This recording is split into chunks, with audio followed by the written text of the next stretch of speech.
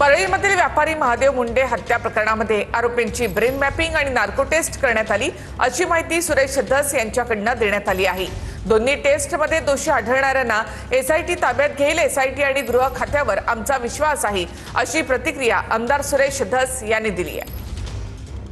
ज्ञानेश्वरी ताईंचा मला वाटतं पुरवणी जबाब त्या ठिकाणी घेतला होता। त्यांनी काही नावं सांगितली होती, त्यांची ब्रेन मॅपिंग काहीतरी तपासणी जे आहे ते आज झालेले आहे। आणखी नार्कोटिक्स साठी उद्या का काय 11:30 किंवा काय परवा वेळ दिलेले आहे, मला माहित नाही।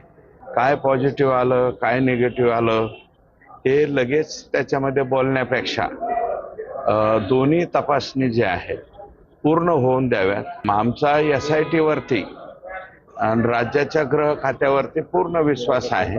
हे 100% त्यांच्या वरती जे पॉझिटिव्ह येतील त्यांच्यावरती ऍक्शन होईल।